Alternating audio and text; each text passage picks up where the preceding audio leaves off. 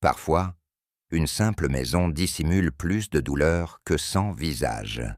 Un regard peint, un parfum oublié, et tout bascule dans le silence qu'on croyait inoffensif. Ce soir, l'ombre d'un secret attend d'être réveillée, lentement, patiemment. Avant de commencer, dis-moi en commentaire, d'où écoutes-tu cette histoire et quelle heure est-il chez toi? Alors, allons-y. Je reçus la lettre un matin de février, alors que la pluie battait mollement contre les vitres de mon petit appartement londonien. L'écriture, soignée, me fut aussitôt familière. Hercule Poirot, toujours précis, toujours impeccable. L'enveloppe exhalait un parfum discret de lavande, et je ne pus m'empêcher d'y voir là une touche volontaire, comme s'il s'agissait d'un prélude, d'un avertissement subtil. « Mon cher ami, » écrivait-il, « j'ai besoin de vos yeux, de votre calme et de votre présence. Un lieu, une atmosphère, une intuition. Quelque chose ne va pas, mais il me manque encore l'élan de l'action. Rejoignez-moi au manoir de Belle-Ombre, sur la côte normande. Une vieille amie, la comtesse de la Fromentieère, craint que le passé ne réclame son dû. » Je ne connaissais ni la comtesse, ni le lieu, mais le ton inhabituellement réservé de Poirot, presque inquiet, éveilla ma curiosité. En moins d'1 heure, mes bagages étaient faits. Ce n'était pas la première fois qu'un simple billet de mon ami me menait sur la piste d'un mystère, mais celle-ci avait, dès le début, un goût de brouillard ancien. Le train qui m'emmena jusqu'à la côte normande semblait s'enfoncer dans une époque oubliée. À mesure que nous approchions du littoral, la brume s'épaississait, donnant aux collines un aspect fantomatique. Une voiture m'attendait à la petite gare de Saint-Loup-sur-Mer. Un chauffeur, silencieux, vêtu d'un manteau trop grand pour lui, me salua d'un signe bref et me conduisit, sans un mot, jusqu'au manoir. Belle-Ombre portait bien son nom. Niché entre des pins tortueux et un jardin à l'abandon, il semblait se dérober à la lumière elle-même. Le portail en fer forgé gémit à notre passage, et, en descendant, je fus saisi par l'humidité dense qui collait aux pierres. Poirot m'attendait sur le perron, abrité sous une large ombrelle grise. Son visage, d'ordinaire serein, portait une crispation que je lui connaissais peu. Il me tendit la main. « Mon ami Hastings, » dit-il doucement, « vous êtes venu. C'est bien. » Il me fixa un instant, comme s'il cherchait à lire en moi, puis ajouta, « Il y a ici quelque chose qui ne dit pas son nom. Une maison pleine de souvenirs, un silence trop construit. Je vous en parlerai. Mais d'abord, venez. Vous devez rencontrer les vivants, avant qu'un mort ne les sépare. » Nous pénétrâmes dans le vaste vestibule, où un feu de cheminée trop faible luttait contre le froid ambiant. Un domestique, raide comme un soldat, nous prit nos manteaux sans un mot. Poirot me conduisit immédiatement dans le grand salon, où plusieurs personnes étaient rassemblées, assises comme pour une cérémonie que personne n'avait souhaitée. Je fus présenté à Madame Hélène de la Fromentieère, la veuve du comte, récemment décédée. Une femme à l'élégance sombre, les yeux pâles et les mains nerveuses. À ses côtés se trouvait Adrien, le neveu du défunt, un homme d'allure sèche, au regard tranchant, manifestement agacé par notre intrusion. Un peu à l'écart, une jeune femme d'une beauté grave restait debout près de la fenêtre. On me souffla à voix basse qu'il s'agissait de Geneviève, fille unique du comte, revenue au manoir pour l'ouverture du testament. Tous portaient des tenues de deuil, mais aucun ne semblait réellement endeuillé. L'atmosphère était faite de regards obliques, de demi-sourires, de silences trop longs. Même la lumière semblait y entrer à contre-cœur. Poirot, comme à son habitude, observa tout, sans paraître rien voir. Et moi, déjà, Je sentais qu'il y avait là une tension plus ancienne que le deuil récent. Après les présentations, Poirot me mena à l'étage, dans un petit boudoir aux rideaux tirés. Assise dans un fauteuil de velours grenat, une femme âgée nous attendait. Elle se leva lentement à notre arrivée.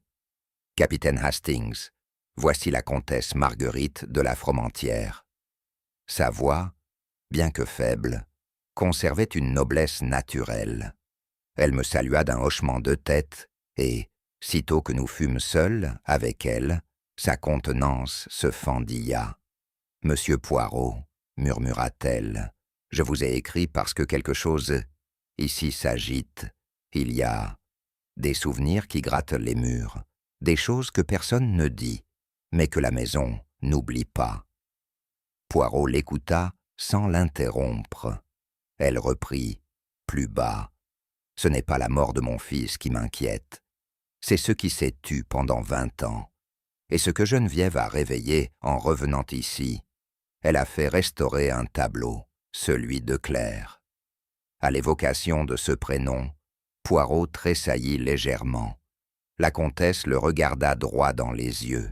« Claire est morte, mais je vous le dis, monsieur Poirot, ce n'est pas elle qui repose en paix. » Je redescendis seul dans le salon, encore troublé par les mots de la comtesse. Le feu avait faibli, et la pièce paraissait plus froide qu'à mon arrivée. Mon regard fut attiré par une grande toile, suspendue au-dessus de la cheminée. Le portrait d'une jeune femme en robe pâle, le regard tourné vers un ailleurs invisible. Il émanait de cette œuvre une mélancolie saisissante. La peinture semblait fraîche, presque vivante, et les yeux, oh, ces yeux, semblaient empreints d'une tristesse si réelle que j'en eus le souffle court. On aurait dit qu'il pleurait, non pas visiblement, non pas en larmes claires, mais comme si une émotion ancienne s'y était figée pour l'éternité. Je m'approchai. Un reflet de lumière glissa sur la toile, accentuant l'éclat humide des prunelles. Était-ce une illusion, un effet du vernis, ou de la peinture?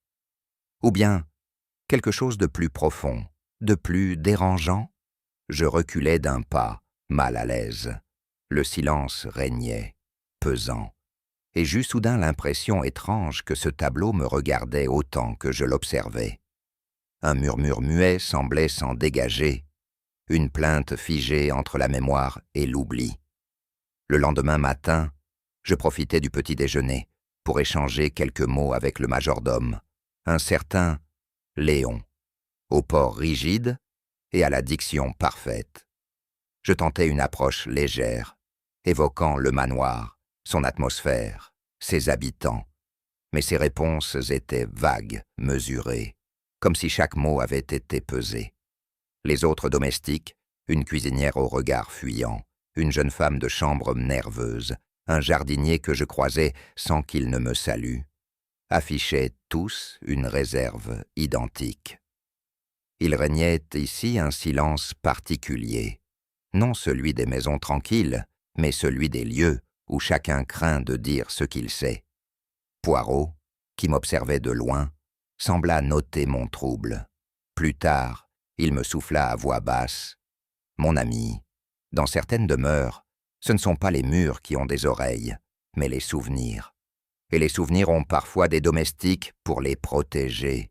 Il y avait décidément quelque chose de non dit, à belle ombre, un secret ancien, peut-être, tapi dans les recoins. Et dans cette maison, chaque silence était plus bavard que les paroles échangées. Je fus tiré de mon sommeil par un bruit feutré, presque irréel, comme si une ombre glissait sur les lames du vieux plancher. Mon regard se posa sur l'horloge de la chambre. 4 heures passées. Dans le silence de la maison endormie, ces pas discrets prenaient une dimension singulière. Il ne s'agissait ni de la marche assurée de Poirot, ni du pas lourd d'un domestique. C'était une démarche hésitante, presque douloureuse. Puis ce fut un froissement, une robe, peut-être, et juste après, un murmure étouffé, semblable à un gémissement qu'on aurait voulu retenir. Je me redressai, tendis l'oreille, mais tout redevint calme. Le silence reprit possession du couloir, comme si rien ne s'était produit. Je n'osais sortir, me persuadant qu'il s'agissait d'un rêve léger ou d'une illusion due à l'étrangeté du lieu. Pourtant, une impression sourde demeura en moi, un sentiment d'inconfort que je ne parvenais pas à dissiper. Dans ce manoir si chargé d'histoire, chaque bruit semblait porteur de souvenirs enfouis. J'ignorais alors que ce que j'avais perçu n'était pas le fruit du hasard, mais l'écho discret d'un destin en marche.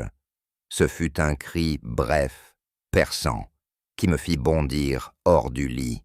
Un cri de femme, suivi du fracas précipité de pas affolés, puis de la voix aiguë de la jeune femme de chambre que j'avais à peine entreaperçue la veille. Je saisis mon peignoir et descendis l'escalier à la hâte. Le couloir principal grouillait déjà de silhouettes en désordre. La porte du grand escalier, celui qui menait de l'aile ouest à la galerie supérieure, était grande, ouverte. Et là, au pied des marches, gisait le corps inerte de mademoiselle Geneviève de la Fromentieре. Sa chevelure sombre s'étalait sur la dalle, comme une couronne brisée. Son bras droit replié sous elle semblait anormalement plié, et son visage, oh son visage, portait une expression figée, un mélange de surprise et de douleur. La jeune bonne, tremblante, répétait d'une voix hachée. Je voulais ouvrir les volets. Elle était là déjà.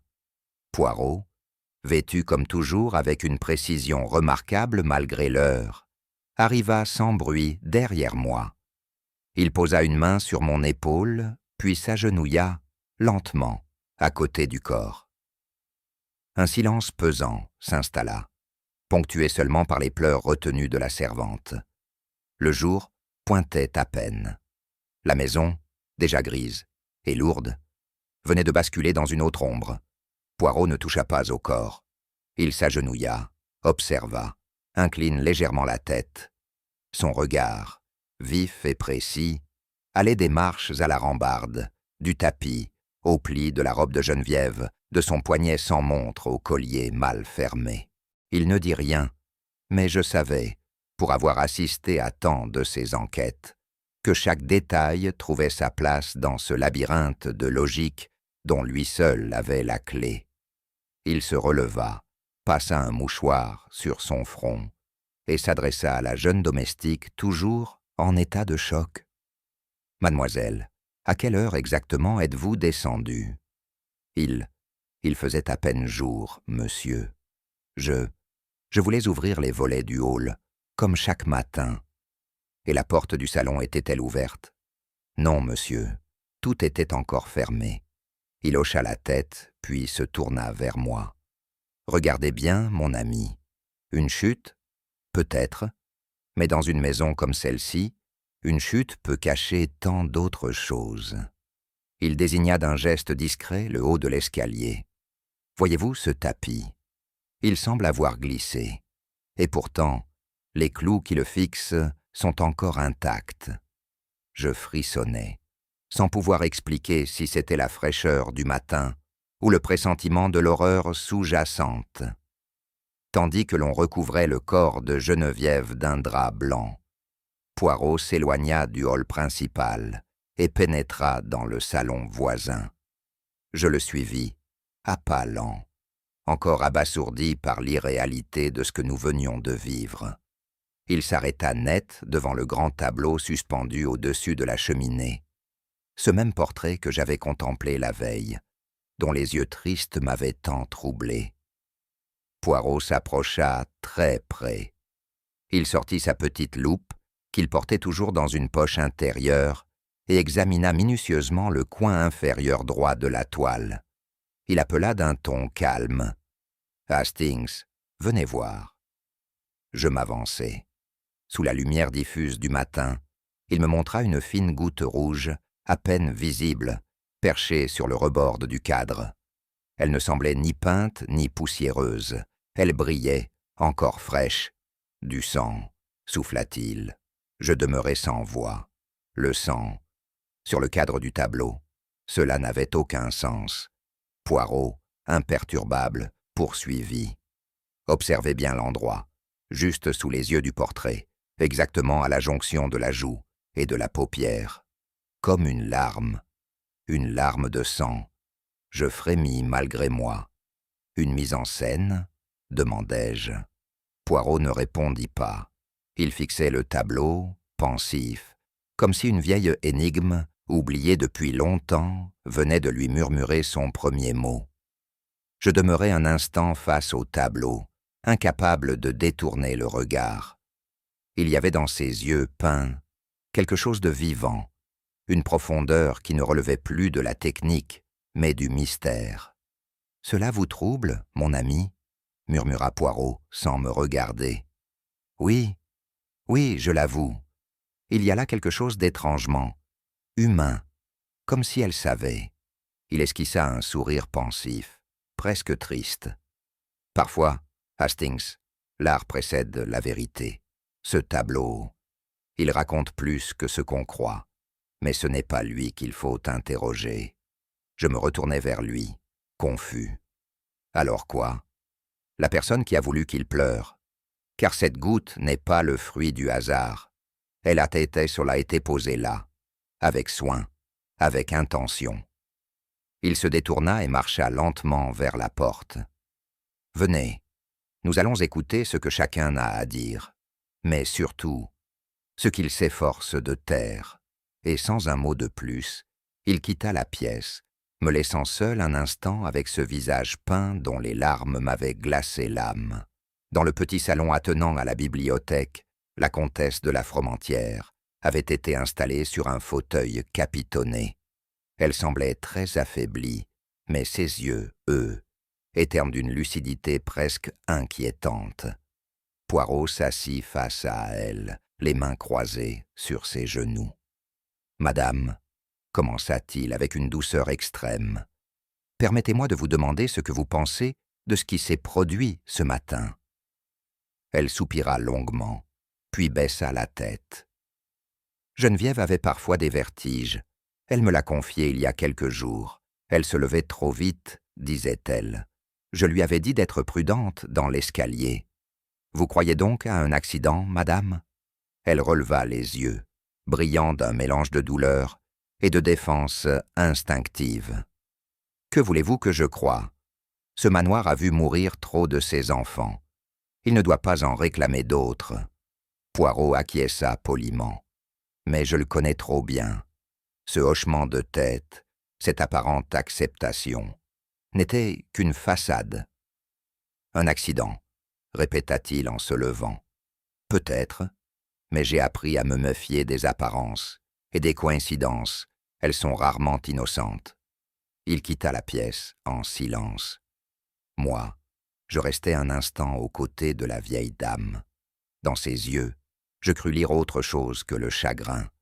Peut-être un aveu muet. Il était un peu plus de 11 heures lorsque Poirot demanda à parler à Adrien de la Fromentieре.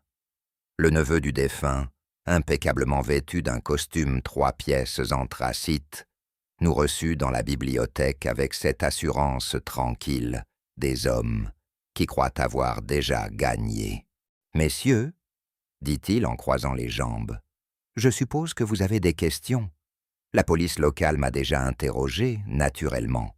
Un accident tragique, n'est-ce pas ?» Poirot ne répondit pas immédiatement. Il observait Adrien avec une attention paisible, presque affectueuse, comme s'il avait sous les yeux un étudiant brillant, mais trop pressé d'avoir raison. « Vous étiez proche de votre cousine Geneviève ?» demanda-t-il doucement. « Nous avons grandi ensemble, » répondit Adrien. « Mais les dernières années nous avaient quelque peu éloignés. Elle était, disons, fantasque, trop portée sur le passé.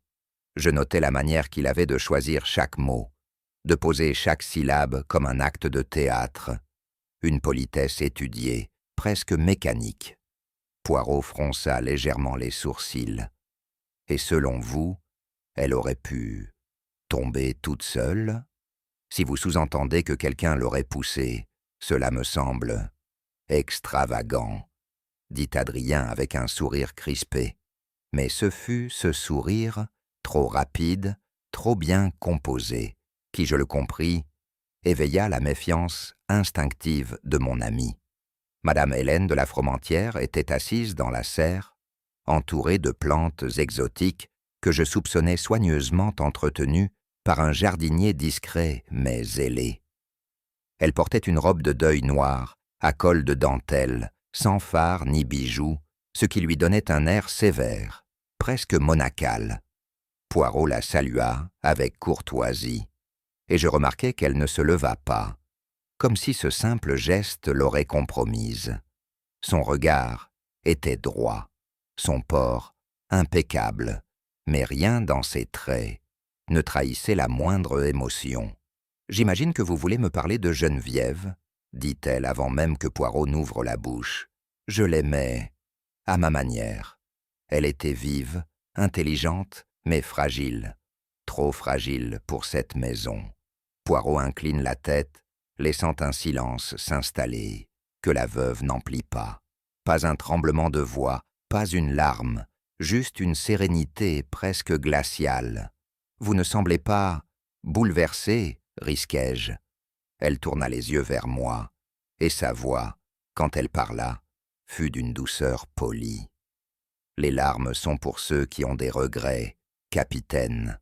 Moi, je n'ai que des souvenirs. » Et je compris alors qu'elle venait peut-être de dire bien plus qu'elle ne l'imaginait. Le lendemain matin, nous nous rendîmes avec Poirot dans une aile reculée du domaine, où l'on avait installé jadis un atelier pour un peintre de passage. On m'avait dit que cet homme, Léonard Dumas, ne quittait presque jamais la propriété depuis des années. L'homme, frêle et voûté, nous ouvrit avec lenteur. Son regard clair contrastait avec sa silhouette fanée. « Vous venez pour Geneviève, n'est-ce pas ?» Poirot lui adressa un signe de tête. « Vous l'avez connue, intimement ?»« Je l'ai peinte, 2 fois. La première lorsqu'elle était enfant. Et puis, il y a quelques mois, elle voulait ressembler à sa tante. Il nous fit entrer. L'atelier était chargé d'odeurs de térébenthine, de toiles inachevées, de lumière poussiéreuse. Au mur, plusieurs esquisses, parmi elles, un croquis de jeune fille au regard flou, presque fuyant. Sa tante, répétai-je. Claire, la sœur aînée, morte il y a 20 ans. Geneviève en parlait souvent. Elle disait que Claire était la seule à comprendre certaines choses, des choses que les autres n'auraient jamais dû savoir. Poirot resta pensif. « Et ce portrait qu'elle vous a commandé, elle vous a donné des indications particulières ?» Dumas s'acquiesça, la gorge nouée. Elle voulait que ses yeux merlèrent humides, comme si elle portait un chagrin silencieux. Et dans sa voix, à cet instant, il y avait bien plus qu'un souvenir d'artiste. De retour dans le salon, Poirot resta un long moment silencieux, les doigts croisés sur son menton. Il me fit signe de m'approcher. « Hastings, que savez-vous de la sœur de Geneviève ?»« Presque rien, répondis-je. On m'a seulement dit qu'elle s'appelait Claire et qu'elle est morte jeune. Un accident, je crois ?» Poirot secoua lentement la tête. « Un accident, oui. Mais les accidents ne tombent jamais dans le vide. Il faut toujours un contexte, un déclencheur. Et ici, il me semble que cette mort ancienne projette encore son ombre. » Il me montra alors un article jauni qu'il venait de retirer d'un tiroir oublié dans le secrétaire. Un entrefilet de journal local, daté de 20 ans plus tôt. Tragédie à belle ombre. La jeune Claire de la Fromentieре se noie dans l'étang du domaine. « Personne ne parle d'elle, » murmurai-je. « Justement, » dit Poirot, « c'est le silence qui est le plus éloquent. Et Geneviève, en revenant ici, en faisant restaurer ce tableau, a peut-être réveillé quelque chose que tous s'étaient efforcés d'enfouir. » Il se leva, prit sa canne, et ajouta avec gravité. Une maison peut supporter un fantôme. 2, c'est déjà trop pour les vivants. Plus tard, dans l'après-midi, je me rendis seul dans la galerie où l'on conservait d'anciens portraits de famille. Je trouvai sans peine celui de Claire, peint l'année précédant sa mort. Elle avait 17 ans, un visage ovale, une chevelure relevée en chignon sobre, et surtout, ce regard. Je restai figé. Il était impossible de ne pas voir en Claire le reflet exact de Geneviève. Non une simple ressemblance, mais une incarnation, comme si le peintre, 20 ans plus tôt, avait déjà entrevu dans l'une la destinée de l'autre. Même posture, même courbe du menton, et cette expression étrange, à mi-chemin entre la douleur contenue et une lucidité blessante. Cela n'était pas normal, ni pour l'œil, ni pour l'âme.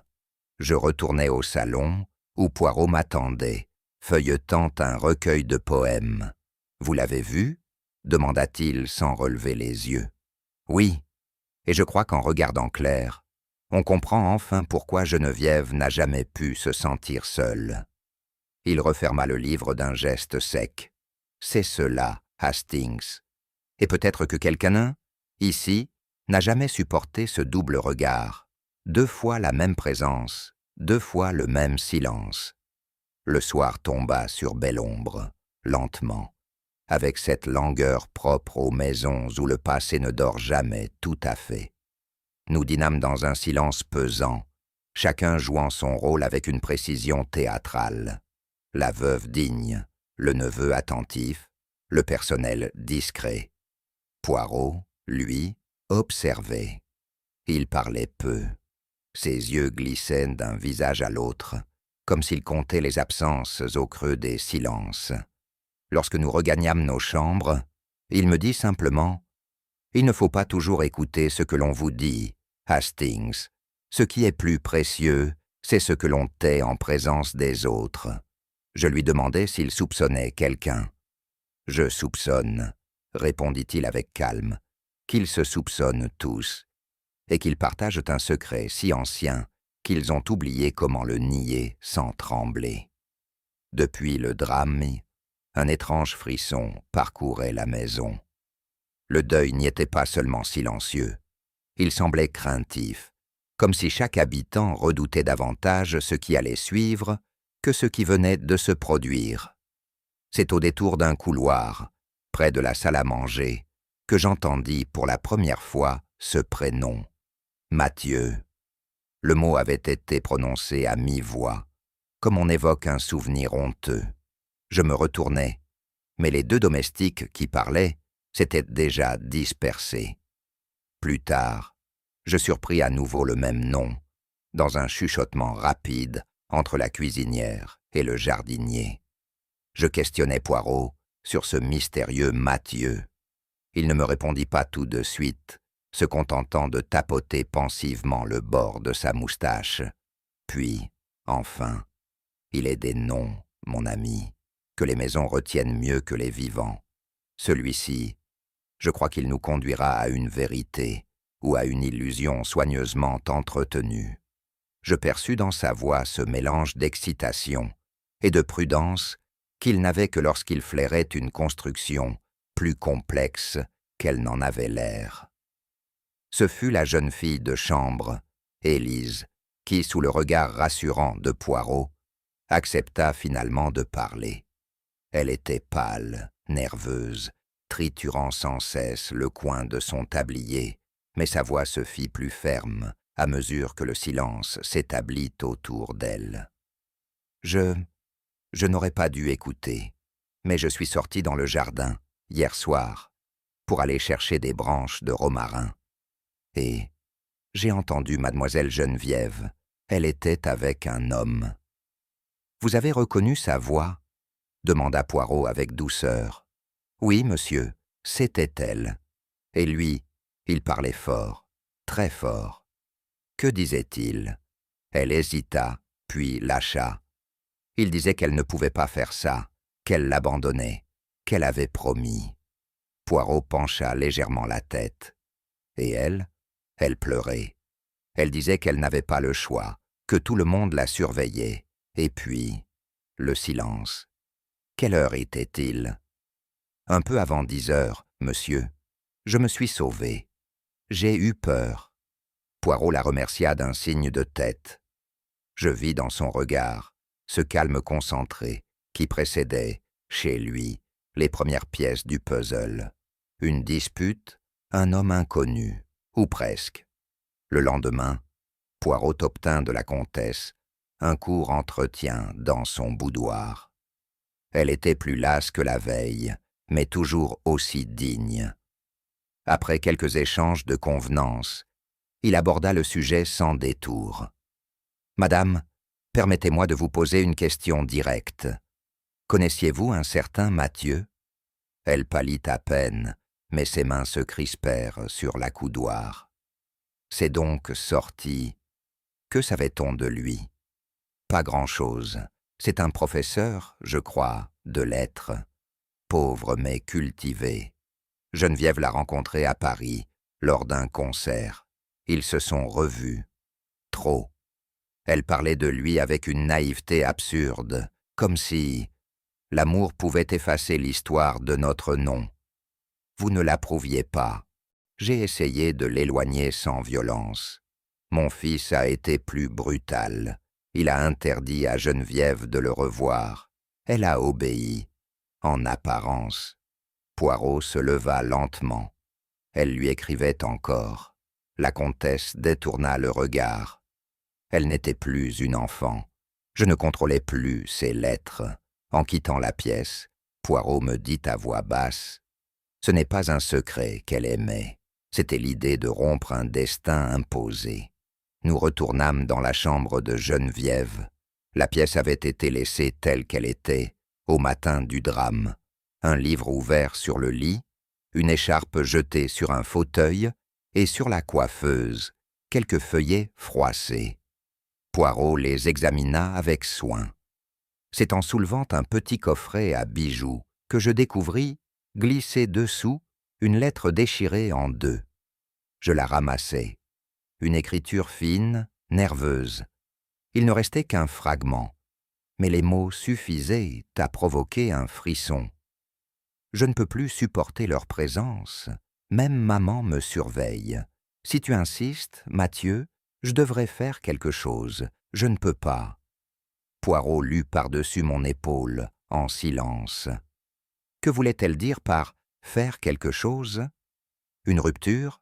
Une fugue? Ou? Je le regardai, troublé. Ou pire, soufflai-je. Il hocha la tête. Mais surtout, ce qui est étrange, c'est que cette lettre ait été déchirée. Si Geneviève l'a fait, pourquoi l'avoir conservée? Et si ce n'est pas d'elle, qui est venu fouiller ici? Je postai la lettre sur la table, avec une sensation croissante d'inconfort. Une voix s'était tue, mais les mots qu'elle avait laissés derrière elle n'avaient pas fini de parler. Nous rencontrâmes enfin Mathieu à l'auberge du village, où il s'était installé à l'écart du domaine, trop conscient sans doute de n'y être pas le bienvenu. C'était un homme d'une trentaine d'années, à l'allure modeste, vêtu simplement. Son visage portait les stigmates d'une nuit sans sommeil, mais ses yeux étaient clairs, fermes. Poirot s'installa face à lui, avec une bienveillance calculée. « Monsieur Mathieu, dit-il, nous savons que vous étiez ici la veille de la mort de mademoiselle Geneviève. » Il ne chercha pas à nier. « Oui, je devais la voir. Elle m'a écrit. Elle voulait parler. Mais elle avait peur. » « Vous vous êtes disputé ?» Un silence. Puis « Oui, parce que je sentais qu'elle me glissait entre les doigts.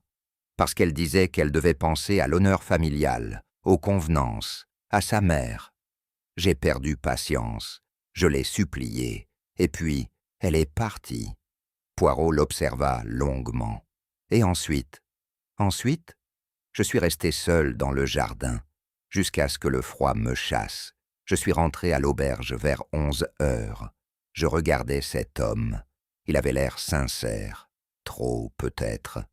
Mais dans son regard, il n'y avait ni duplicité, ni peur. seulement la peine des amours qui s'éteignent à force d'y croire. Alors que nous marchions vers le manoir dans le silence du soir tombant, je ne pus m'empêcher d'exprimer mon trouble. Tout l'accuse, n'est-ce pas? La dispute, la lettre, l'interdiction familiale, son absence d'alibi clair. Et pourtant, vous ne semblez pas convaincu. Poirot, les mains derrière le dos, contemplait la brume qui montait des champs. Justement, Hastings, trop de choses l'accusent, trop vite, trop facilement. Vous pensez qu'on essaie de le faire tomber? Je pense qu'il est tombé de lui-même, pas en tant que coupable, mais en tant qu'homme blessé. Il est un excellent coupable pour l'esprit pressé, mais le cœur, lui, perçoit autre chose. Il s'arrêta, puis murmura. Il aimait Geneviève, à la manière de ceux qui n'ont rien et qui donnent tout. Et elle portait un secret qui l'écrasait. Je hochai lentement la tête, troublé. Et alors, que cherchons-nous maintenant? Il se tourna vers moi, ses yeux brillants d'une étrange clarté. Nous cherchons celui ou celle qui n'a pas aimé, ou pas comme il faut. Et ce fut dans ce silence-là, plus que dans ces mots, que je compris que le chemin de la vérité passait par d'autres ténèbres encore. Ce matin-là, tandis que le manoir s'éveillait lentement dans la lumière pâle de l'aube, Poirot s'arrêta net en descendant l'escalier. Il leva légèrement le menton, huma l'air comme un chien de chasse qui capte une trace invisible. « Vous sentez cela, Hastings » dit-il doucement. Je pris une inspiration profonde. Il y avait là, dans l'air tranquille du couloir, un parfum ténu, poudré, presque effacé. Un reste de quelque chose, doux, capiteux, un soupçon d'élégance oublié. Du lys, murmurai-je, mais fané. Poirot acquiesça avec lenteur. C'est la 3e fois que je le perçois. Toujours au même endroit, toujours au petit matin. Nous restâmes un moment immobiles. Il n'y avait personne autour, et pourtant, cette fragrance semblait flotter, comme une présence discrète, mais tenace, résistant au passage du temps. Ce parfum n'a rien d'un accident, dit-il enfin. Il est comme un mot prononcé sans voix. Quelqu'un cherche à rappeler un souvenir, ou à ne pas le laisser mourir. Je frissonnais. Depuis que nous étions à belle ombre, les signes du passé ne cessaient d'émerger, comme si quelque chose, ou quelqu'un, refusait de se taire. Plus tard dans la matinée, alors que nous nous tenions dans la bibliothèque, Poirot se lança dans une recherche singulière. Il feuilleta de vieux catalogues, interrogea un domestique, puis revint vers moi avec une petite fiche cartonnée, décolorée par le temps. « Lys noir », dit-il, un parfum très ancien, créé à la fin du siècle dernier, interdit dans les années 20 à cause d'un composant jugé nocif. Rares sont ceux qui l'ont connu. Encore plus rares ceux qui en conservent une trace. Je fronçai les sourcils. « Et vous croyez que c'est ce que nous avons senti ?» Il acquiesça. « Je suis presque certain. Et ce parfum, mon ami, il était celui de Claire. »« Claire, répétai-je. La sœur disparue, c'était le sien. Un parfum si caractéristique que la comtesse, en l'évoquant, avait eu les larmes aux yeux. Je restai un instant sans voix. Si cette odeur flottait à nouveau dans les couloirs de belle ombre, cela ne relevait ni du hasard, ni de la nostalgie. C'était une invocation, ou un avertissement. Geneviève n'aurait pas pu le porter, dis-je. Non. Mais quelqu'un ici cherche à faire parler un fantôme. Et les fantômes, Hastings, ont parfois de très bons souvenirs. Poirot demanda à revoir la comtesse en fin de matinée. Elle nous reçut dans son salon privé, vêtue d'un châle noir brodé, les traits tirés par une nuit sans sommeil. Il aborda le sujet sans détour, avec une douceur empreinte de gravité. « Madame, puis-je vous demander si vous avez récemment perçu un parfum particulier dans les couloirs ?» Un parfum familier? Elle demeura un moment silencieuse, puis inclina lentement la tête. Oui, depuis quelques jours, mais je n'ai rien dit. J'ai voulu croire que c'était mon imagination. Poirot ne répondit pas. Elle poursuivit, plus bas. C'était celui de Claire. Je le reconnaîtrais entre mille. Elle en mettait trop, toujours trop. Mais ce parfum, c'était elle, entièrement. Je l'observais. Dans son regard voilé, il y avait la peur mêlée à une tendresse douloureuse. Et vous l'avez senti le matin même de la mort de Geneviève. Un léger frisson passa sur son visage. Oui, dans le couloir, juste avant que la jeune fille ne descende, j'ai pensé à un rêve. Mais maintenant, elle s'interrompit. Poirot lui adressa un regard compatissant. Parfois, madame, le passé ne revient pas seul. Il revient quand on le cherche ou quand on l'a trahi. Après cet entretien, Poirot sembla plus préoccupé encore. Il s'isola plusieurs heures dans le bureau du défunt comte, examinant méticuleusement les papiers, les tiroirs, les classeurs. Il n'en négligea aucun, jusqu'à ce qu'un petit meuble, dissimulé dans l'angle d'un bahut ancien, attire son attention. Il le tapota, l'ausculta, puis se pencha en silence. Je m'approchai. « Ce tiroir, dit-il, est faussement bloqué. Il a été conçu pour dissimuler. C'est une signature de menuisier du XIXe siècle. Voyez cette rainure inhabituelle. » Avec un outil fin, il fit jouer un loquet intérieur et, dans un petit craquement, le tiroir céda. À l'intérieur, soigneusement rangé, quelques feuillets jaunis, une enveloppe cachetée, mais jamais envoyée. Poirot la prit entre deux doigts. Elle portait l'écriture, tremblée mais reconnaissable, du comte. Il l'ouvrit avec précaution. Voilà ce qu'il a voulu cacher, et qu'il n'a jamais osé envoyer. Je restais figé. Dans cette maison où chaque silence semblait chargé d'un aveu, la découverte d'une lettre non postée avait des accents de tragédie. Poirot, quant à lui, se redressa avec lenteur, comme s'il s'apprêtait à entendre une voix longtemps tue. La lettre, écrite d'une main vacillante, portait la date de l'été 1911. Elle n'était pas adressée à quelqu'un en particulier, ni à Claire, ni à sa veuve. Un texte sans destinataire, comme un cri écrit pour soulager l'âme. Poirot lut à voix basse, ses yeux glissant lentement sur les lignes. Je ne puis vivre avec ce que j'ai laissé faire. Claire n'a pas chuté par accident. Elle a couru, fui. Et c'est à cause de moi. J'ai tu, j'ai couvert. J'ai même protégé celui qu'elle fuyait, non par cruauté, par faiblesse, par peur du scandale. La suite devenait illisible, effacée par le temps, ou peut-être par une main tremblante. Mais l'essentiel était là. Le comte avait avoué. À demi-mot, certes, mais il avait avoué. Je sentis mes mains trembler. Claire, poursuivie, fuyant quelqu'un, et protégée de quoi? Par qui? Poirot replia la lettre. Voilà, Hastings, la vérité ancienne, celle qui n'a jamais eu sa place dans les salons de Belle-Ombre, et que Geneviève, en réveillant le souvenir de sa tante, a peut-être ramené à la surface. Je compris, à cet instant, que le crime que nous poursuivions avait des racines bien plus profondes que prévu. Poirot resta longuement pensif, les doigts posés sur l'enveloppe, comme s'il en sentait encore la chaleur. Puis il murmura « Cette lettre, Hastings, quelqu'un l'a lue, avant nous. Je le sens.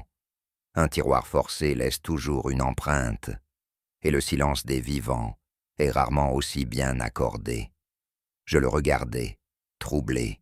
« Vous pensez que ce secret n'était plus un secret depuis longtemps, acheva-t-il. Et c'est précisément cela, mon ami, qui rend le crime possible. Ce que l'on tait trop fort finit par hurler ailleurs. Je retournai seul dans le salon, un peu après l'entretien avec la comtesse. La pièce était vide, baignée d'un calme particulier que seul un vieux manoir peut offrir. Le feu s'était éteint depuis longtemps, et l'air y était presque figé. Mon regard fut naturellement attiré vers le portrait. Je m'en approchai lentement, comme on s'approche d'un mystère qu'on n'ose perturber. Quelque chose me frappa aussitôt. Les yeux. Le regard de la jeune femme représentée sur la toile. Ce regard, qui m'avait déjà troublé lors de mon arrivée, semblait différent, moins résigné, plus intense, comme si une émotion sourde y avait été ajoutée dans l'ombre de la nuit. Je tentais de me convaincre que je me faisais des idées. Peut-être étais-je influencé par tout ce que nous venions de découvrir. Et pourtant, je connaissais cette sensation, celle d'un détail déplacé, imperceptible mais réel, qui signale que quelque chose a été modifié en secret. Je fis le tour de la pièce, puis revins face au tableau. Ce n'était pas qu'une peinture, c'était un miroir, et quelque chose ou quelqu'un avait voulu que ce miroir reflète désormais la peine ou la culpabilité. Poirot souhaita revoir Léonard Dumas, le peintre reclus du domaine, et je l'accompagnai sans dire un mot.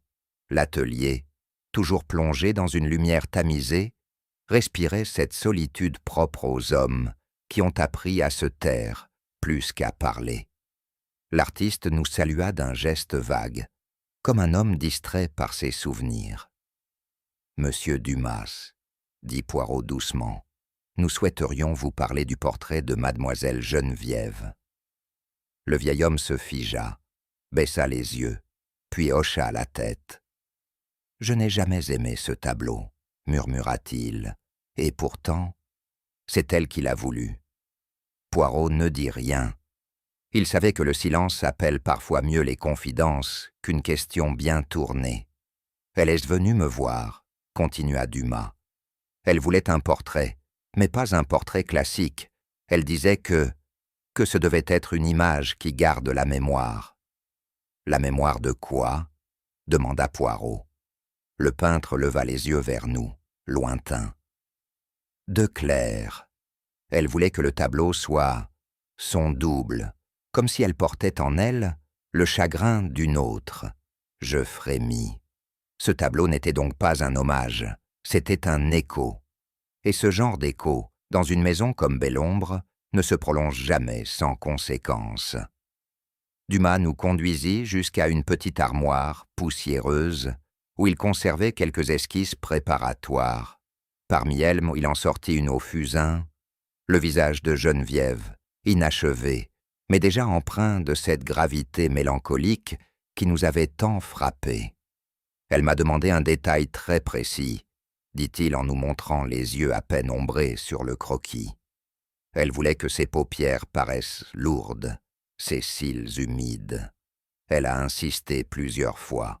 Poirot fronça les sourcils. Pourquoi ? Elle m'a dit « Je veux qu'on voie ce que Claire voyait dans le miroir, quand elle savait déjà qu'elle allait mourir. » J'ai cru à une folie passagère, mais elle n'avait rien de délirant, juste une détermination étrange. Il nous montra un flacon vide posé sur une étagère. Elle m'a même apporté une goutte de l'ancien parfum de Claire pour m'en inspirer. Je demeurais figé. Donc, elle voulait reproduire non seulement le visage, mais l'âme de Claire. Le peintre ferma les yeux un instant, puis murmura « Oui, et peut-être plus encore. Peut-être voulait-elle que Claire revive. » Le silence qui suivit fut plus lourd que n'importe quelle accusation. De retour dans le salon, Poirot demanda que l'on décroche le portrait de Geneviève. 2 domestiques s'exécutèrent en sous mes yeux intrigués, pendant que lui observait le revers du cadre avec une minutie presque cérémonielle. Il y avait là quelque chose de religieux dans son attention, comme s'il ouvrait non un objet, mais une mémoire scellée. « Regardez ici, Hastings, » dit-il en me montrant un coin du bas du tableau. Je m'approchai. À l'œil nu, tout semblait parfaitement lisse.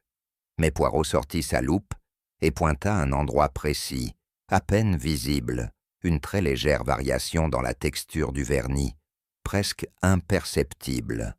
Une retouche, murmura-t-il, fraîche, et mal intégrée à la couche picturale. Vous pensez que quelqu'un a modifié le tableau récemment? Il hocha la tête. Oui. Et notez bien l'endroit, sous l'œil droit, là où la larme apparaissait. Je restais un moment stupéfait. Ainsi donc, non seulement quelqu'un avait manipulé le portrait, mais il l'avait fait pour y ajouter une larme. Non une image symbolique, mais une larme réelle, un ajout concret, destiné à frapper les esprits. Un geste théâtral, hasardai-je. Poirot sourit légèrement. Non, Hastings, un geste désespéré. Quelqu'un a voulu que ce tableau parle. Et lorsqu'on fait parler les morts à la place des vivants, c'est qu'on n'a plus rien à dire autrement. Ce que Poirot découvrit ensuite fut moins visible, mais tout aussi inquiétant. Il interrogea successivement Léon, le majordome, puis Élise, la jeune domestique. Il ne leur demanda rien d'extraordinaire, seulement s'ils avaient vu quelqu'un dans le salon la nuit précédant la mort de Geneviève. Léon fut catégorique. Personne n'avait utilisé la clé du salon, rangée dans l'office, sauf pour le dîner. Mais Élise, hésitante, finit par murmurer « J'ai entendu des pas, un peu avant l'aube, légers, presque glissés, et une porte qui se referme. Je croyais rêver. »« Vous avez regardé qui c'était ?» demanda Poirot. « Non, monsieur, je n'ose jamais sortir quand la maison dort. » Poirot consulta ensuite le registre de service. Aucun domestique n'était censé être levé à cette heure-là. Aucun membre de la famille ne l'avait été non plus, sauf Madame Hélène, selon la gouvernante. Elle se plaint souvent d'insomnie, ajouta-t-elle. Il lui arrive de descendre lire dans le petit salon. Poirot referma son carnet. C'est donc elle, ou quelqu'un qui savait qu'elle avait cette habitude et pouvait s'en servir comme alibi implicite. Je compris alors que la clé de cette mise en scène ne résidait pas dans l'acte, mais dans le moment choisi pour le commettre. Ce soir-là, dans la bibliothèque, Poirot se tenait debout, les bras croisés dans le dos, contemplant le feu sans dire un mot. Je l'observais longuement avant d'oser rompre le silence. « Alors, demandai-je, pourquoi faire pleurer un tableau? Quel sens cela peut-il avoir ?» Il tourna lentement la tête vers moi. « C'est là, Hastings, toute la question. Cette larme ajoutée, elle n'était pas destinée à être découverte par hasard. Elle était destinée à frapper. Elle voulait provoquer une réaction ou réveiller une mémoire. Je m'assis dans un fauteuil, perplexe. Vous croyez que c'est un message? Mieux que cela, un aveu. Mais pas un aveu formulé, un aveu symbolique.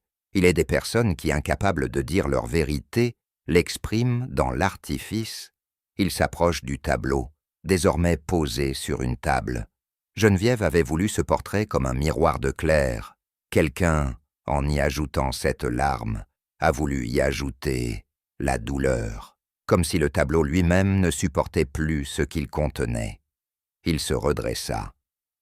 Ce n'est pas le crime que cette larme désigne, c'est ce qu'il représente, une blessure ancienne, une absence non digérée, et peut-être un amour déplacé. Je le regardai, les mots suspendus dans ma gorge, et je compris qu'à belle ombre, le tableau ne pleurait pas seul. Ce fut au petit matin que Poirot formula sa demande. Il ne souhaitait ni un déjeuner commun, ni une audience privée. Il exigeait que tous les membres de la maison, famille comme domestiques, soient réunis dans le grand salon.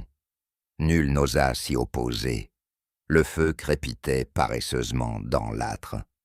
Les fauteuils, tirés en demi-cercle, attendaient les silhouettes raides des hôtes de belle ombre. Madame Hélène, droite comme une statue, s'assit en bout de ligne. Adrien, les bras croisés, affichait une froideur bravache. La comtesse, légèrement en retrait, semblait plus fragile que jamais. Quant à Élise, Léon et les autres, ils demeuraient debout, silencieux. Poirot, immobile, ne prit place qu'après un long regard circulaire, comme s'il cherchait à mémoriser chaque visage dans son silence. « Mes amis, commença-t-il, nous sommes rassemblés ici non pour spéculer, mais pour conclure. La vérité ne réside pas dans les gestes spectaculaires, ni dans les soupirs étouffés.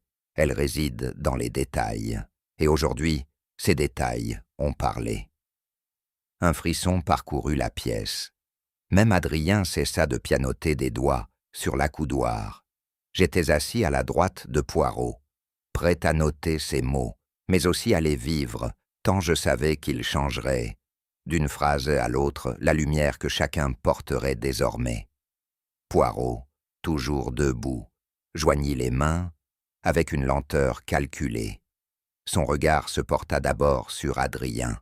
« Monsieur, vous avez feint l'indifférence, mais votre précipitation à désigner un coupable en disait long sur votre trouble, puis sur Léon. Vous avez prétendu que personne n'était entré dans le salon cette nuit-là. Pourtant, la serrure du placard à tableau avait été effleurée, mal refermée. Un détail, oui, mais révélateur. Il s'approche du portrait encore posé sur son chevalet. Ce tableau, ce n'est pas un simple portrait, c'est une clé. Geneviève l'a commandé comme un appel, et quelqu'un, après sa mort, l'a retouché, pour y ajouter une larme, une vraie, une goutte de sang. Pourquoi? Il fit quelques pas, et son ton se fit plus solennel. Parce qu'on voulait réveiller la mémoire, parce qu'on voulait que Claire existe à nouveau, et que Geneviève cesse d'être son reflet. Un murmure s'éleva dans la pièce. Poirot leva une amano. Cette enquête ne fut pas une course contre un assassin, mais contre une vérité enterrée vivante. Le parfum, ancien. La lettre, oubliée. Le tableau modifié. Tout cela, ce sont des cris. Des cris que la raison étouffe, mais que l'âme entend. Il se tourna vers moi. « Hastings, vous vous souvenez de ce que vous avez dit? Ce regard a changé. » « Oui, mon ami. Mais ce n'est pas le tableau qui a changé, c'est celui, ou celle, qui ne supportant plus ce qu'il reflétait, a voulu l'altérer, et en le faisant, a laissé sa propre empreinte. L'ambiance était suspendue, comme si le moindre souffle pouvait briser le fil fragile qui nous tenait à la vérité. Poirot marqua une pause. Puis, d'une voix plus grave, encore, il prononça les mots que je ne suis pas prêt d'oublier. « Mesdames et messieurs, Geneviève de la Fromentieре n'était pas la cible de ce crime. Elle n'était que le reflet. C'est Claire qu'on a voulu faire taire une seconde fois. » Un silence tomba sur l'assemblée, dense et glacial. Depuis 20 ans, cette maison vit avec un fantôme, Claire, la sœur morte. Une noyade classée comme accidentelle. Mais ce n'était pas un accident. Elle fuyait. Un amour interdit, un silence imposé, une pression insoutenable. Et Geneviève, en restaurant le portrait, en faisant revivre l'image de sa tante, a sans le savoir ravivé une blessure que certains croyaient fermée à jamais. Il fixa Madame Hélène, qui restait droite, mais dont les lèvres tremblaient à peine. Vous avez vu en Geneviève ce que vous redoutiez le plus, un retour, la résurgence de Claire, cette épouse première, cette rivale silencieuse, qui, même morte, semblait vous hanter. Un éclair traversa son regard. En tuant Geneviève, ce n'est pas une jeune fille que vous avez fait disparaître. C'est une mémoire que vous avez voulu effacer, un amour que vous n'avez jamais eu, une reconnaissance que vous n'avez jamais reçue. Elle vous ressemblait trop. Je vis alors quelque chose vaciller dans les yeux de Madame Hélène. Non un aveu immédiat, mais le vertige de celui, ou celle, qui sait que la vérité a désormais un visage. Poirot se pencha légèrement vers Madame Hélène, non avec dureté, mais avec cette compassion froide qu'il savait manier à la perfection. Vous avez épousé un homme qui vous regardait sans vous voir, un homme qui n'avait Dieu que pour Claire, même après sa mort, même dans ses silences. Elle détourna le regard. Quand vous êtes entré dans cette maison, ce n'était pas comme une épouse, c'était comme une intruse dans un souvenir trop vivant. Et puis, vint Geneviève. Elle avait les mêmes gestes, la même voix. Et ce parfum, Madame Hollen tressaillit. Ce parfum que vous avez gardé, que vous avez laissé flotter dans les couloirs, comme une provocation ou comme un aveu. Sa voix était basse, mais posée. Vous ne l'avez pas prémédité. Ce n'était pas une vengeance construite, ce fut une impulsion, nourrie par des années d'humiliation feutrée. En voyant ce tableau, en comprenant que Geneviève allait transmettre le manoir non à vous, mais à celui qu'elle aimait, vous avez basculé. Poirot se recula. Vous avez poussé Geneviève, puis vous avez pleuré sur elle en silence, non par regret, mais parce qu'elle vous avait forcé à redevenir l'ombre, comme toujours. Le silence s'abattit, profond. Madame Hélène ne cria pas, ne protesta pas. Elle se contenta de baisser lentement les yeux, comme si elle venait enfin de voir, dans le regard du portrait, ce qu'elle avait toujours refusé d'admettre, que certaines absences sont plus fortes que toutes les présences. Poirot s'était tu. Le silence avait repris possession du salon, mais il n'était plus neutre, il pesait, et dans ce silence, le regard de mon ami se posa lentement sur le portrait. « Il me reste, dit-il doucement, une dernière question. » Il s'approche du tableau, aussi calmement qu'un prêtre s'avance vers l'autel. Puis il sortit, d'une pochette intérieure, un mouchoir blanc, sur lequel on devinait une trace brune, séchée, presque effacée. Ceci, mes amis, fut trouvé derrière le chevalet. Une goutte de sang, non tombée par hasard, mais déposée, avec soin, avec rituel. Il se tourna vers Madame Hélène. « Pourquoi?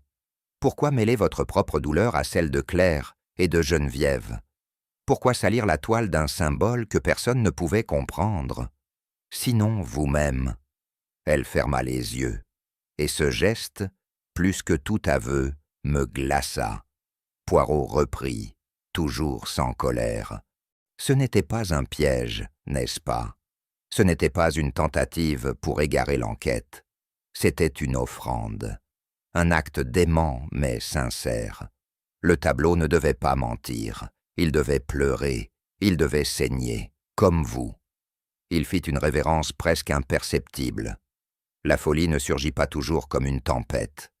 Parfois, elle s'installe en silence, avec des gants de velours, dans les gestes les plus raffinés. Madame Hélène ouvrit enfin les yeux. Et ce que j'y vis, ce n'était pas du remords. C'était une fatigue immense, comme si l'aveu, enfin formulé, lui offrait la seule paix possible. Elle ne cria pas, elle ne pleura pas, elle s'effondra, non pas physiquement. Madame Hélène conserva sa posture. Mais son regard, lui, se vida, et sa voix, lorsqu'elle se fit entendre, ressemblait au craquement d'une vieille porte oubliée. Je ne savais plus. Elles étaient si semblables, Claire, Geneviève, même voix, même rire. Et ce parfum, toujours ce parfum. Poirot fit un pas vers elle, mais s'arrêta net. Vous ne saviez plus quoi, madame, qui elle était. Parfois, je les confondais, dans les couloirs, dans le jardin, et dans ce tableau, ce regard. C'était celui de Claire, j'en suis sûr, et pourtant, c'était Geneviève, je le sais. Elle posa la main sur sa poitrine, comme pour y chercher un rythme ancien. La nuit, je croyais l'entendre.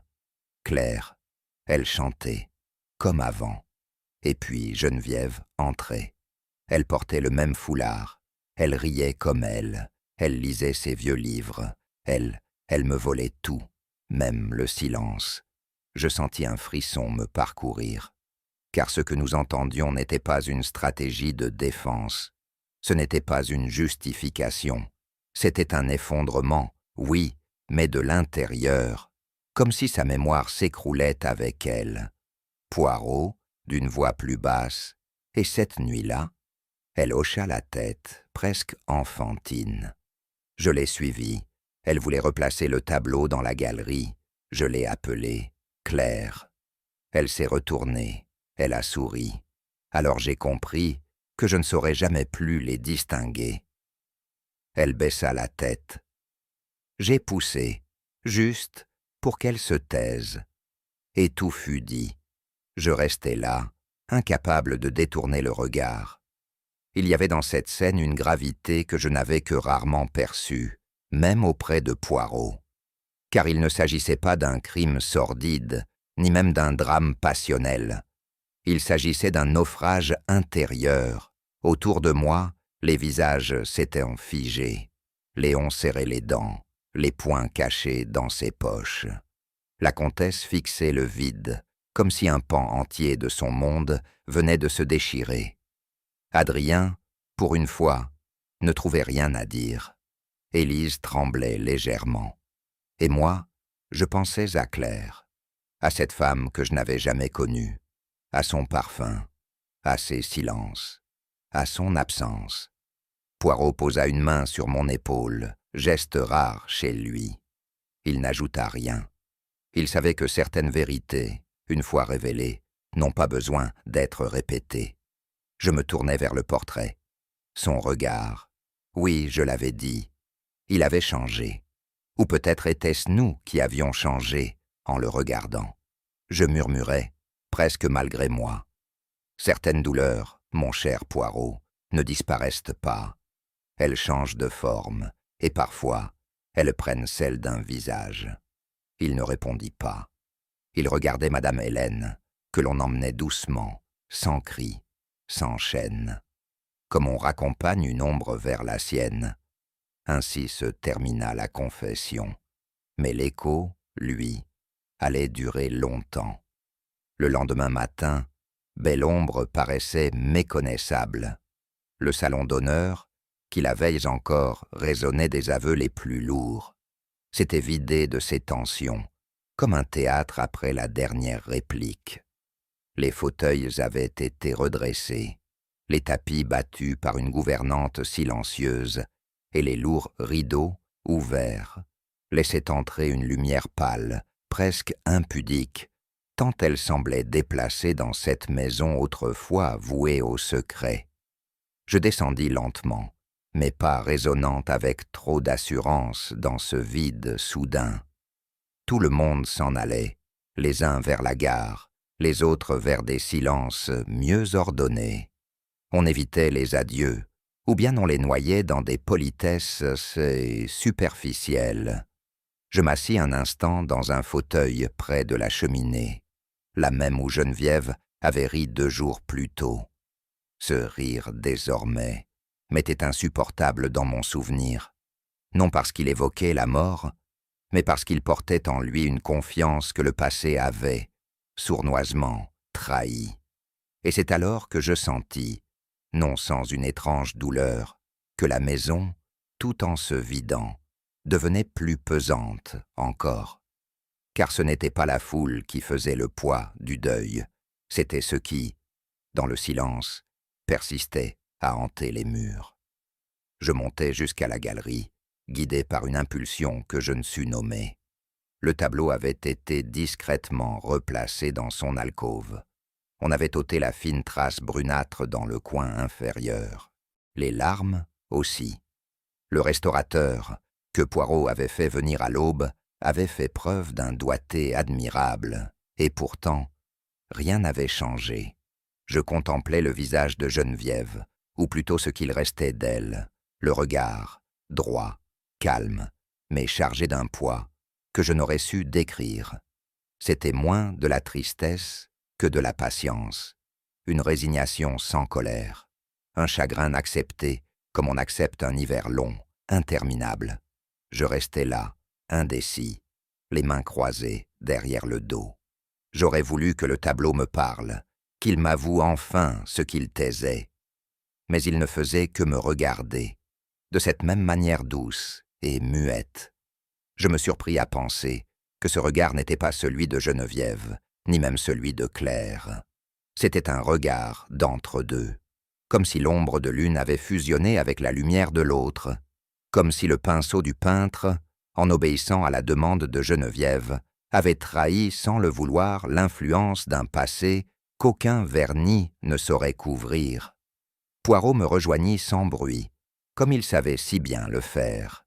Il resta un moment sans parler, puis, les mains croisées devant lui, murmura « Ce tableau, mon ami, est un témoin, mais pas de ce que l'on croit. » Je ne répondis pas, conscient que Poirot n'attendait pas d'interruption. Il poursuivit, le regard toujours fixé sur la toile. « Il y a des vérités qui ne se révèlent qu'à ceux qui savent attendre, comme les ombres dans les plis d'un tissu, comme le parfum qu'on ne perçoit qu'après coup. » Je hochai la tête, un peu perplexe. « Mais enfin, dis-je, tout est désormais clair, n'est-ce pas? Le mobile, la main, les circonstances. » Il sourit, doucement. « Clair, oui, mais limpide? Non. Le cœur humain n'est jamais limpide, Hastings. Et c'est là qu'est le mystère. Ce n'est pas l'acte qui est obscur, c'est l'âme qui l'a précédé. » Je soupirai. Il avait raison, comme souvent. « Et que deviendra Madame Hélène? » Le docteur Delattre a déjà donné son avis. Ce sera une maison discrète, avec un jardin. Elle parlera peu, mais elle peindra, peut-être. Il posa une main sur mon bras. « Et nous devons partir. Le passé, lui, n'ira nulle part. » Lorsque nous descendîmes l'escalier pour la dernière fois, le manoir semblait retenir son souffle. Il n'était pas triste, non. Il était vidé de ses voix. Les pas de Claire, les soupirs de Geneviève, même les colères feutrées de Léon. Tout cela avait laissé une empreinte, invisible mais persistante. Je traversais le hall comme on traverse un souvenir. Chaque tableau semblait avoir perdu un peu de son éclat, chaque meuble son autorité. Et pourtant, c'était là que tout avait eu lieu. Les rancunes tues, les jalousies cultivées à l'ombre des convenances, les gestes irrémédiables. Le majordome, discret jusqu'au bout, nous ouvrit la porte, sans un mot. Le vent de février nous frôla, avec une retenue presque respectueuse. Poirot s'arrêta une dernière fois sur le seuil. « Belle ombre, dit-il, porte bien son nom. Ce n'est pas l'ombre qui s'y cache, c'est celle qu'on y projette. » Je n'ajoutai rien. J'étais trop occupé à écouter, une dernière fois, le silence. Et dans ce silence, il me sembla que quelque chose subsistait. Non une voix, ni un cri, mais peut-être un soupir, celui d'une mémoire qui, même délestée du présent, refuse obstinément de mourir. Je revins sur mes pas. Poirot m'attendait près de la voiture, mais je sentis que je devais dire adieu. Non à une maison, ni même à un mystère, mais à quelque chose d'autre. Je remontai vers la galerie, encore une fois. Le tableau, fidèle à lui-même, m'attendait. Je m'approchai. Je ne savais plus si je regardais un visage ou le reflet de mes propres incertitudes. Le silence était total. Je posai une main sur la balustrade et murmurai, presque à moi-même. Certaines blessures ne saignent pas, sauf à l'aube, car c'était toujours à cette heure-là que le parfum apparaissait. À cette heure-là que les ombres se faisaient les plus nettes. C'était à l'aube, aussi, que Geneviève avait quitté la vie, et que Claire, d'une certaine manière, l'avait retrouvée. Je restai là un instant encore, puis je tournai les talons. Dans le couloir, une bouffée d'air me frôla. Je ne me retournai pas, car parfois, pour qu'un lieu cesse de vous hanter, il faut simplement le quitter sans se battre. Poirot m'attendait, immobile. Je montai dans la voiture, et nous partîmes. Derrière nous, Belle-Ombre ne disait rien, mais je savais, au plus profond de moi, que son silence parlait encore. Le manoir de Belle-Ombre s'est tu, Mais certains échos ne s'effacent jamais vraiment. Et vous, auriez-vous perçu la folie là où elle portait le masque du chagrin? Si cette enquête vous a troublé, likez-la, commentez votre intuition et abonnez-vous pour d'autres mystères à élucider, car parfois, ce sont les âmes les plus silencieuses qui hurlent le plus fort dans la pénombre.